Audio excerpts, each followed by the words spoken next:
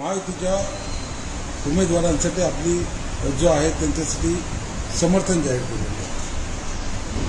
राज्याचे उपमुख्यमंत्री आणि भारतीय जनता पक्षाचे आमचे नेते आदरणीय देवेंद्र फडणवीस साहेब यांचा 6 तारखेला मला फोन आला, आपल्याला महायुतीच्या सोबत राहायचं आहे, स्नेहाचा फॉर्म आपण मागे घेऊ, महायुतीच्या सोबत आपण राहिलं पाहिजे।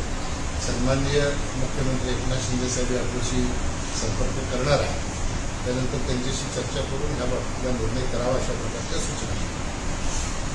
कुठल्याही निवडणुकीमध्ये युती असो आघाडी असो, प्रत्येक पक्षाकडे सक्षम उमेदवारी असतात। त्यामुळे भारतीय जनता पक्षाकडे सक्षमतेने लढणारी उमेदवार म्हणून स्नेहा पाटील ही होती। त्याच्यामुळे भारतीय जनता पक्षाच्या कार्यकर्त्यांनी सगळ्यांनी एकत्र येऊन अपक्ष फॉर्म स्नेहा पाटीलचा भरला। परंतु शेवटी युतीमध्ये युती धर्म पाळणं हे तितकंच गरजेचं असते।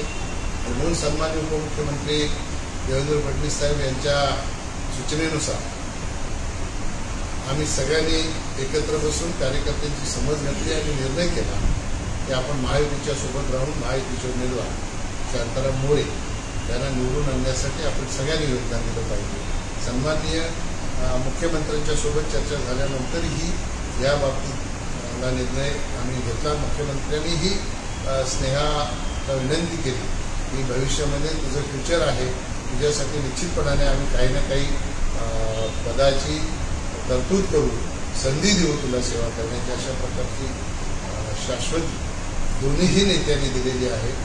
आणि त्यानंतर मी स्वतः काल्हेर गावामध्ये जाऊन काल्हेरच्या सगळ्या कार्यकर्त्यांच्या, तालुक्यातल्या सगळ्या कार्यकर्त्यांची बैठक घेऊन सगळ्या कार्यकर्त्यांना ही माहिती दिली आणि स्नेहा पाटील तिचा फॉर्म मागे घेण्याच्या बाबतीतला त्या दिवशीचा निर्णय आमचा 8 तारखेला झाला।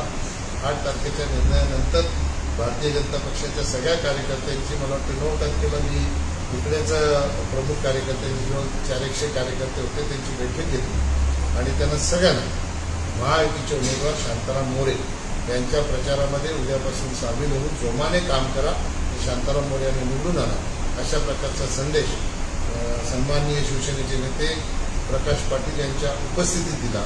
त्यानंतर आम्ही दोघेही सतत या निवडणुकीवर लक्ष ठेवून आहोत।